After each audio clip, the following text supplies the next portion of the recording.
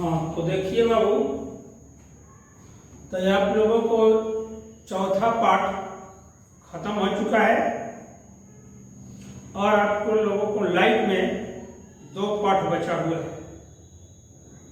तो आज हम चौथा के बाद 5वां पाठ जो हम चालू करेंगे उसका नाम है प्रकाश का तरंग सिद्धांत, वेव थ्योरी ऑफ लाइट। इसके पहले आप लोग को बहुत बार सिलेबस में बताया जा चुका है कि प्रकाशिकी को 2 भागों में बांटा गया है। एक किरण प्रकाशिकी होता है और एक होता है तरंग प्रकाशिकी, ray optics and wave optics. तो वेव ऑप्टिक्स, रे ऑप्टिक्स तो हम खत्म कर दिए हैं। अब हम लोग वेव ऑप्टिक्स हम पढ़ेंगे। तो उसके बारे में थोड़ा ये जानना है। रे ऑप्टिक्स का मतलब था कि पहले हम रे ऑप्टिक्स का थोड़ा सा हम बात करेंगे। रे ऑप्टिक्स किरण प्रकाशिकी, किरण प्रकाशिकी, किरण प्रकाशिकी में बताया गया है कि प्रकाश सरल रेखा में गमन करती है। कहने का मतलब प्रकाश किसी बिंदु स्रोत से ये चलेगा, स्रोत से, तो वहां पर इस संदर्भ में बताया गया है कि प्रकाश कहीं भी चलेगी तो सीधी रेखा में गमन करती है। क्या करती है? सीधी, माने सरल रेखा में गमन करती है। आज हम पढ़ेंगे कि प्रकाश सीधी रेखा में तो गमन करती है, लेकिन वह तरंग के रूप में आगे बढ़ती है। किस रूप में बढ़ती है? तरंग के रूप में बढ़ती है। और तरंग का मतलब यह हो गया कि प्रकाश जब यहां से चल रही है तो इस तरह तरंग के रूप में ऊपर की तरफ जाएगी और फैलेगी। तो सबसे अहम बात है कि अगर प्रकाश को तरंग के रूप में कहा गया, जैसे देखो वो मैट्रिक में चाहे 9-10 में आप लोग थोड़ा सा तरंग के बारे में पढ़े हैं कि तरंग एक प्रकार का विक्षोभ है जो माध्यम के क्रमबद्ध कणों द्वारा एक स्थान से दूसरे स्थान तक निरंतर गमन करता है। कहने का मतलब कि ऊपर वाला को जब तरंग चलता है तो इसको क्या कहते हैं?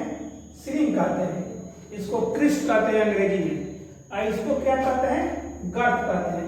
गर्त को अंग्रेजी में हम क्या कहते हैं? ट्रफ कहते हैं। तो इस तरह बढ़ती है।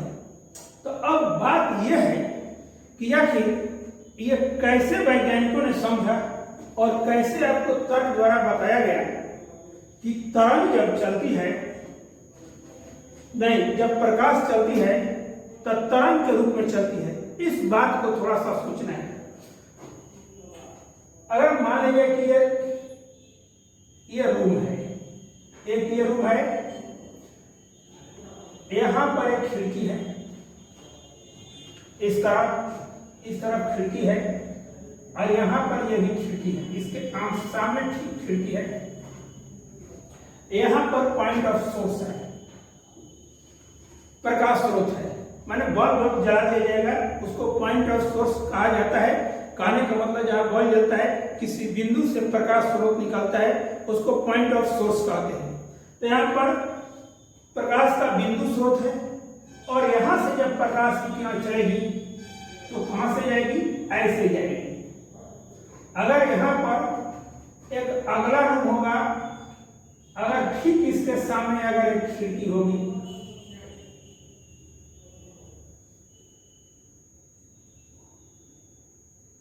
अगर इसके सामने खिड़की होगी तो इस खिड़की से भी प्रकाश निकलकर यहां तक आएगी। अगर यहां पर भी एक खिड़की होगी तब प्रकाश क्या होगा? बाहर। ये प्रकाश का सरल रेखा है। क्या है? सरल रेखीय गमन है। सरल रेखीय गमन है। इतना तक क्लियर है कि प्रकाश सीधे सरल। आप लोग बचपन में चाहे कभी पढ़े होंगे कि प्रकाश सीधी रेखा में गमन करती है तो 5-6 को क्या किया जाता है?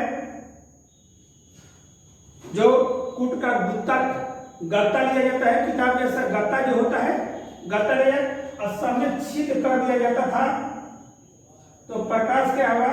यहां से चलते हुए सीधी रेखा में गमन कर जाता है। ठीक, अब देखिए प्रकाश जब सीधी रेखा में गमन करता है तो प्रकाश और कैसे चलता है।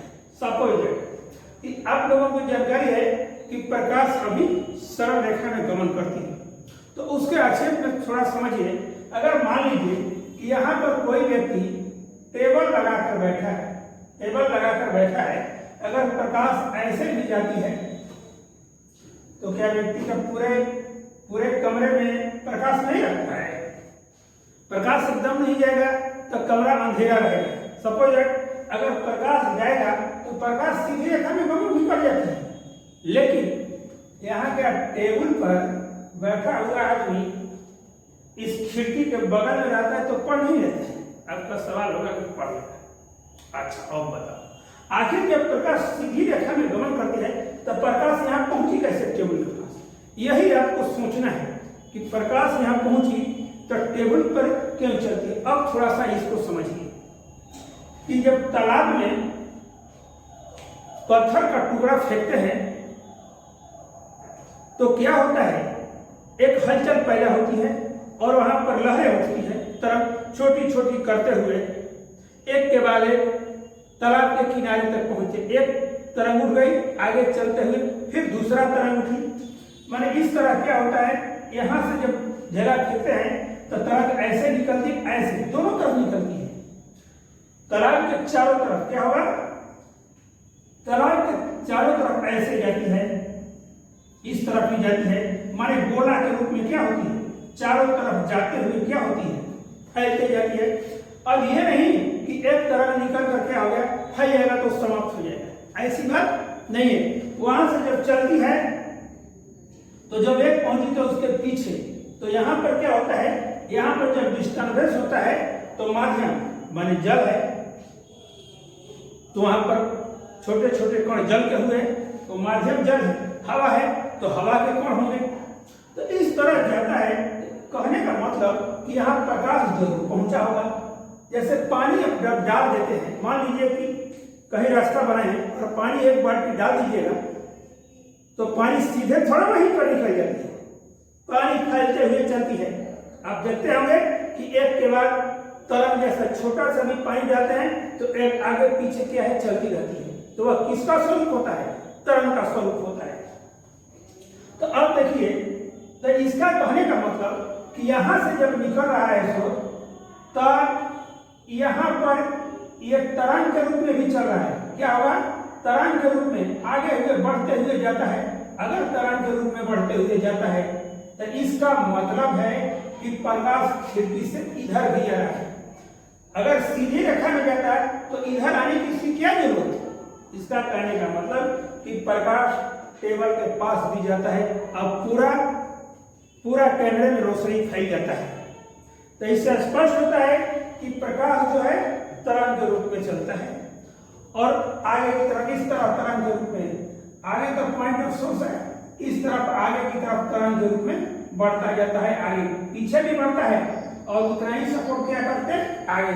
जैसे बल्ब जब बांध देते हैं कहीं मैदान में, तो ये बताइए कि वो सिर्फ आगे ही जाता है, इधर भी जाता है, इधर भी जाता है, इधर भी जाता है, इधर, माने चारों दिशाओं में क्या होगा, प्रकाश चलता है। तब प्रकाश किस तरह, पहले यहां से निकलता है। आप एक बात जानिएगा, तो प्रकाश जब फैलता है तो मानिए कि 10 मीटर पूर्व गया तो 10 मीटर पश्चिम भी गया, 10 मीटर उत्तर गया तो 10 मीटर दक्षिण भी जाएगा। अगर माने 100 किलोमीटर उसका रेंज है, 50 किलोमीटर, 100 किलोमीटर मत गए, 100 मीटर उसका रेंज है, तो 100 मीटर पूरब भी जाएगा, 100 मीटर पश्चिम भी जाएगा, 100। इसका कहने का मतलब कि इस तरह तरंग के रूप में। तब वैज्ञानिकों जब आदमी को पता चला कि प्रकाश सीधी रेखा में न गमन कर तरंग के रूप, तो इसका स्पष्ट हो रहा है। और यह प्रकाश दोनों तरफ से चलती है, सीधी रेखा में भी गमन करती है और तरंग के रूप में चारों तरफ फैलते हुए चलती है। तो इस बात से स्पष्ट होता है कि प्रकाश तरंग के रूप में आगे की तरफ बढ़ती है। अब यहाँ पर बहुत डिस्कस हुआ, पहले के वैज्ञानिकों ने माना, बहुत से वैज्ञानिक देख रहे हैं ये 1664 के बाद कुछ ऐसे चीज आया कि विराम लगा और वही आज तक से मान्यता रही। इस पर बहुत डिस्कशन है। अब डिस्कशन में देखिए कि तरंग क्या है। जैसे हम मान लीजिए कि हम रूम में अभी आवाज कर रहे हैं, तो रूम में जब हम आवाज करते हैं तो हमारी आवाज को ढोने के लिए कोई माध्यम है। तो कहने का मतलब होता है तरंग के गमन के लिए एक माध्यम की आवश्यकता होती है। और यही जो प्रकाश के तरंग सिद्धांत में जब डिस्कस का क्षेत्र बना तो यह पता चला कि प्रकाश को हम मान लिया जाए कि तरंग के रूप में तो कह दिए, लेकिन तरंग के के गमन के लिए एक माध्यम की आवश्यकता होती है। जबकि सबको जानता है प्रकाश बहुत दूरी से सूर्य से जब चलती है, प्रकाश जब चलता है सूर्य से तो बीच में निर्वात रहता है, मतलब कोई माध्यम नहीं। तो प्रकाश को हम तरंग मानते हैं, तो प्रकाश निर्वात से होकर कैसे आ गया बिना माध्यम? यही सारे सवालों को जवाब में बहुत से वैज्ञानिक फंसे हुए थे। और फंसने के बाद उन लोगों ने तरह तरह डिस्कस करते हुए जब 1664 ईस्वी पर पहुंचे तो वहीं से मैक्सवेल साहब ने एक इलेक्ट्रोमैग्नेटिक वेव की कल्पना नहीं, उन्होंने प्रयोग द्वारा साबित किया कि प्रकाश एक विद्युत चुंबकीय तरंग है और विद्युत चुंबकीय तरंग के गमन के लिए किसी माध्यम की आवश्यकता नहीं है।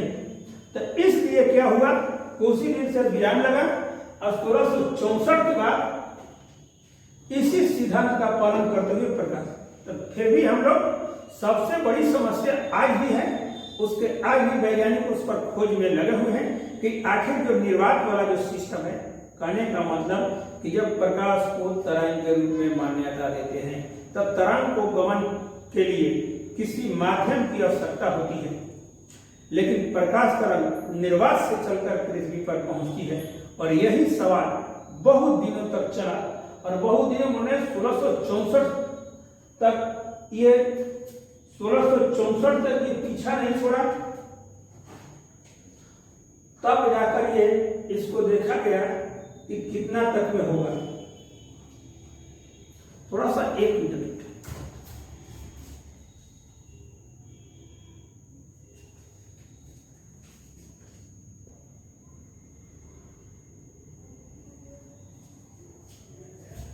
ये 1664 नहीं 1864 के बाद विराम लगा, तब जाकर ये कहा गया कि प्रकाश के गमन के लिए किसी माध्यम की आवश्यकता नहीं है।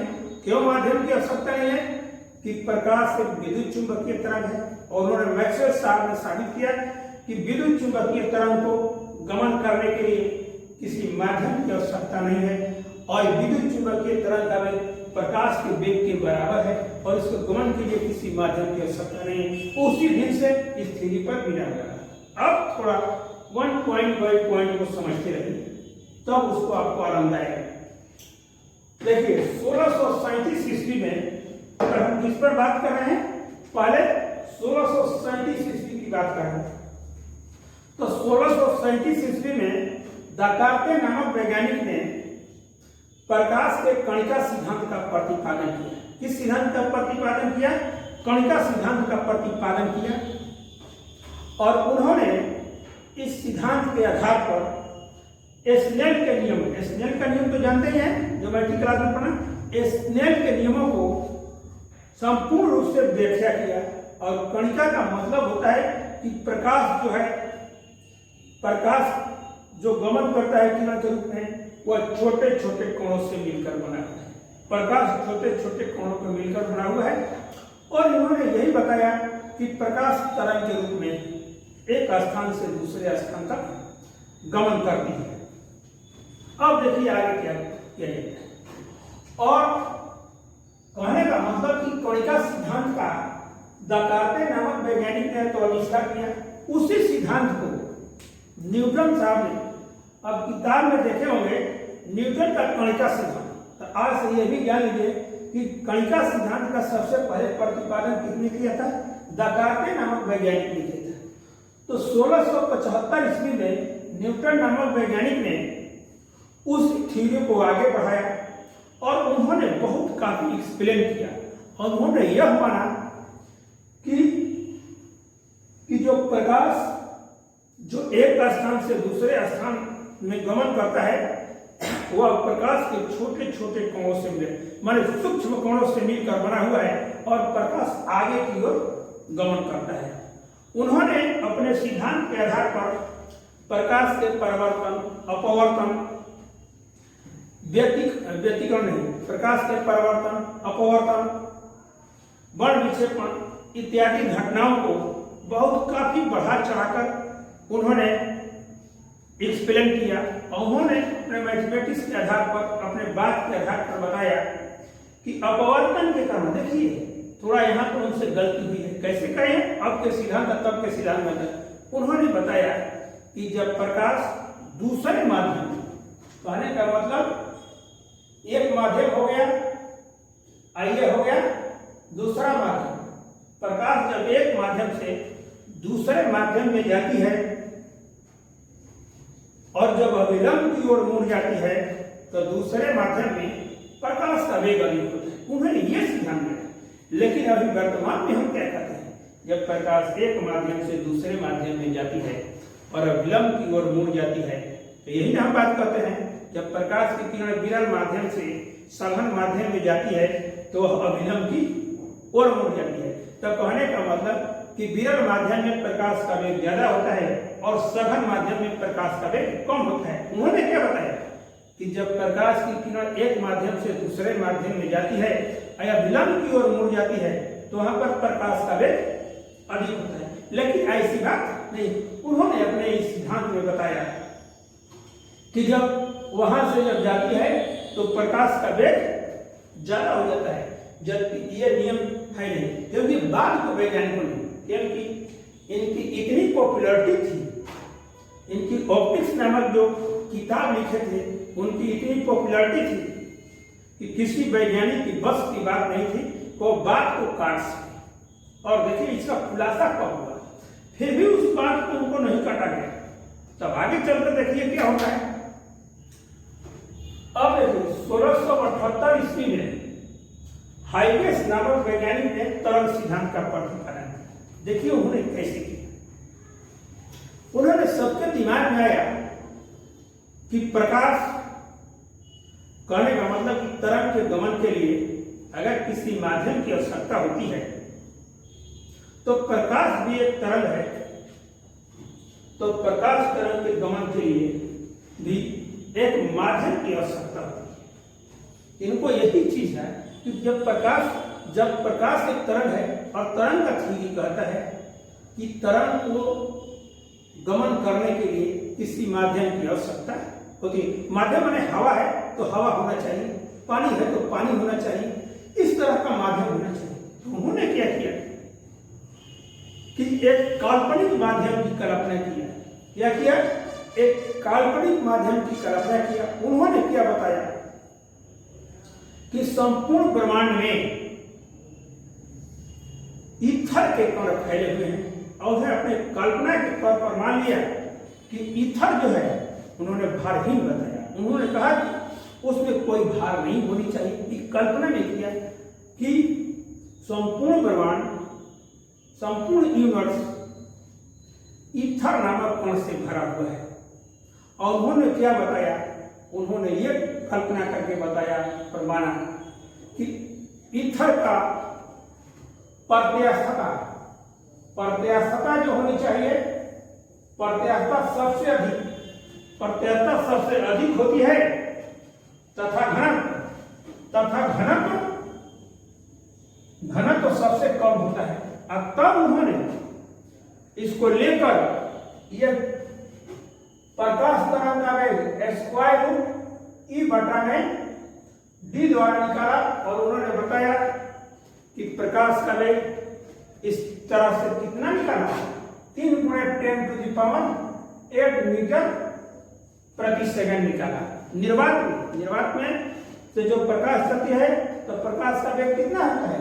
3 गुणे। इन्होंने क्या माना कि ईथर का प्रत्यास्थता सबसे अधिक होती है। प्रत्यास्थता सबसे अधिक का मतलब होता है कि उसमें प्रकाश क्या होगा? तेजी से गमन। जिसकी इलास्टिसिटी ज्यादा होती है उसमें वाइब्रेशन बहुत तेजी से होता है और उसका प्रकाश का वेग उसमें क्या होता है? ज्यादा पाया जाता है। और घनत्व का मतलब कि जब तक घनत्व कम न होगा, अगर कम से कम घनत्व नहीं होगा तो प्रकाश का वेग तेजी से नहीं जाएगा। तो उन्होंने घनत्व क्या मान लिया, सबसे कम मान लिया। तब उन्होंने जो सूत्र लगाया उन्होंने पाया कि प्रकाश का वेग 3 × 10⁸ मीटर प्रति सेकंड है। उन्होंने अपने सिद्धांत के आधार पर प्रकाश के परावर्तन और अपवर्तन, व्यतिकरण इत्यादि बहुत बड़ विक्षेपण इत्यादि बहुत घटनाओं का उन्होंने प्रदर्शित किया और उन्होंने अपने सिद्धांत में बताया कि प्रकाश एक अनुदैर्घ्य तरंग है। क्या है? प्रकाश एक अनुदैर्घ्य तरंग है। क्या है? अनुदैर्घ्य तरंग है। प्रकाश अनुदैर्घ्य तरंग है। लेकिन वास्तव में क्या है कि उन्होंने तो बता दिया, लेकिन बाद के वैज्ञानिक ने, एक वैज्ञानिक ने एक फ्रेनेल वैज्ञानिक थे और यंग नामक वैज्ञानिक ने, दोनों अपने प्रयोग में बताए कि प्रकाश जो है अनुदैर्घ्य तरंग न होकर अनुप्रस्थ तरंग है। उन्होंने अपने प्रयोग में दर्शाया, क्योंकि उनके सिद्धांत से पोलराइजेशन का मतलब ध्रुवण,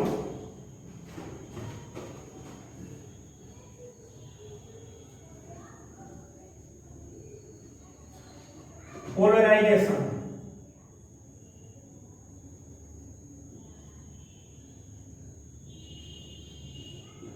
ध्रुवण की व्याख्या सही ढंग से नहीं हो पाती थी।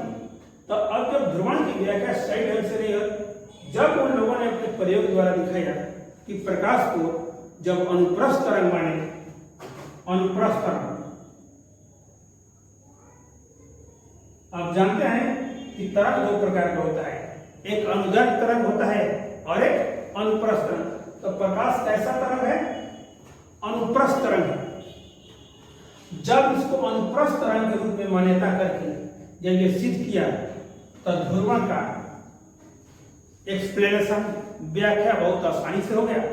तब इस समय वो क्या कहा गया कि प्रकाश जो है अनुदैर्घ्य न होकर अनुप्रस्थ तरंग है। इन्होंने क्या किया, एक काल्पनिक माध्यम की कल्पना किया। आगे जो भी हम अध्याय में तरंग के बारे में अध्ययन करेंगे तो हाइगन के तरंग सिद्धांत के ही हम आधार पर आगे इस पाठ में आपको पढ़ना है।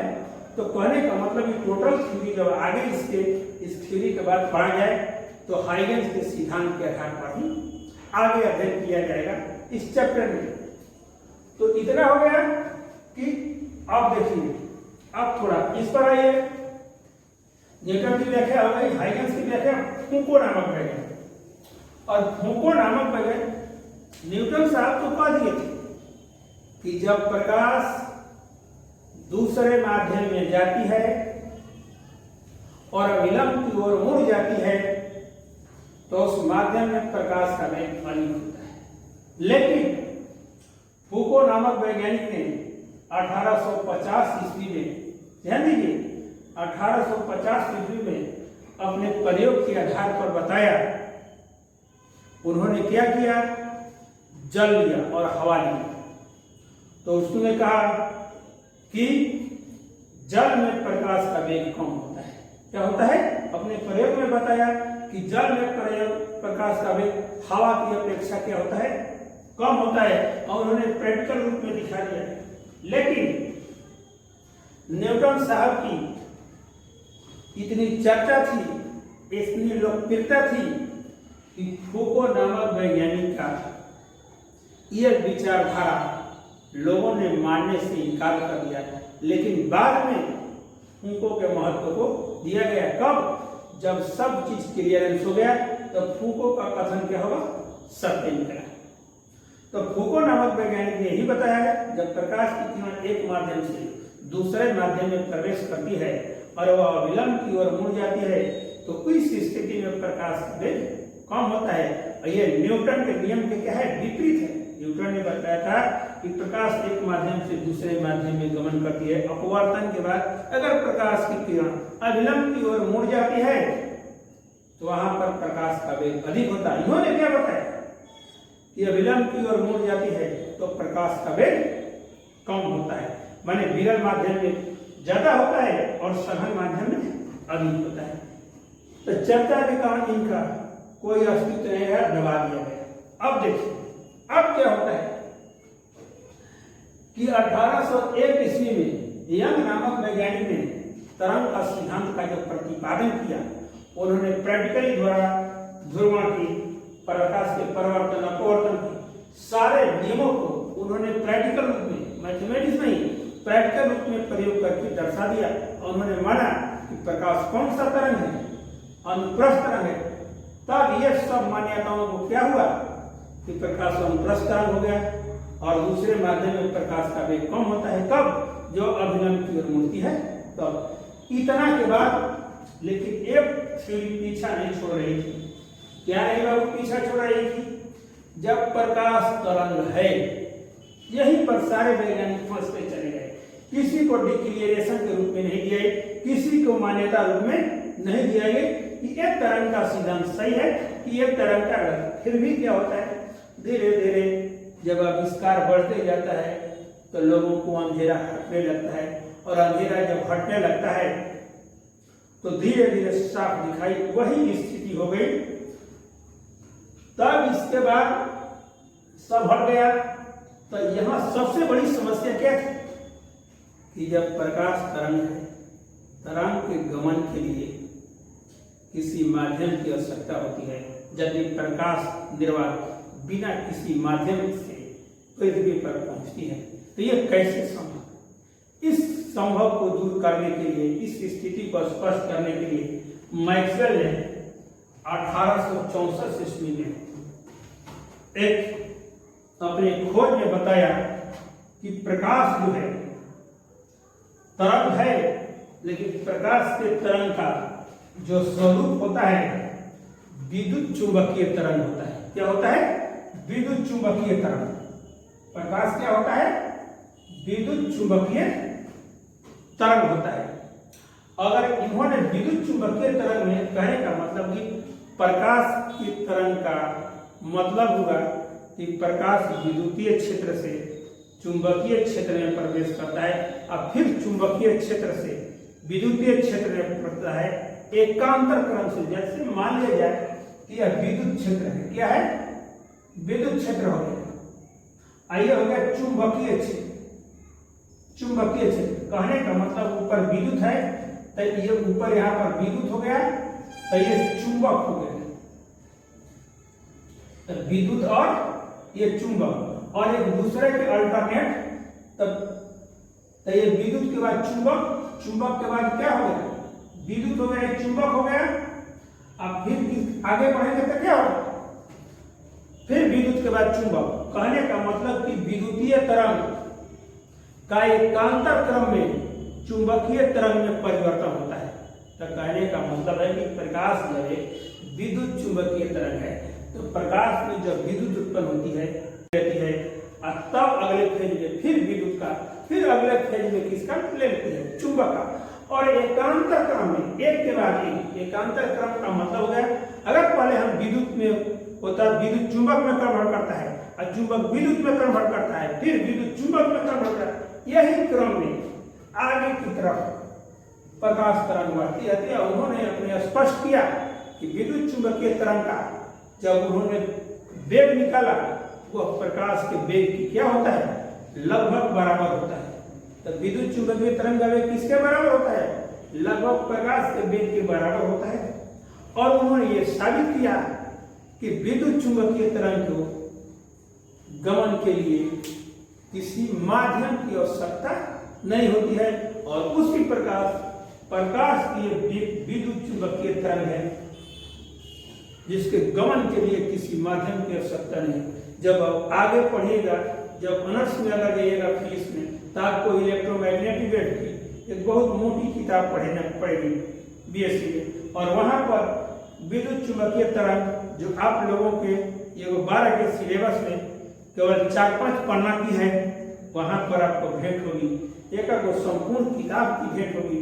तब आपको एकदम वहां पर क्लियर हो जाएगा कि प्रकाश जो है एक विद्युत चुंबकीय। उन्होंने बहुत काफी समीकरण दिया और उन समीकरणों के अध्ययन से ये उन्होंने साबित कर दिया कि प्रकाश से सिंपल तरंग न होकर विद्युत चुंबकीय तरंग है और विद्युत चुंबकीय तरंग के गमन के लिए किसी माध्यम की आवश्यकता नहीं है। आज के बाद चीजों के बाद हम यही जानते हैं कि प्रकाश एक विद्युत चुंबकीय तरंग है। आज से कहने का मतलब 19वीं शताब्दी में यह तरंग सिद्धांत को क्रिया रूप से कर दिया गया है और आज से इसी वैज्ञानिक की जो मैक्सवेल के थ्योरी द्वारा हम प्रकाश तरंग को विद्युत चुंबकीय तरंग का अध्ययन करते हैं।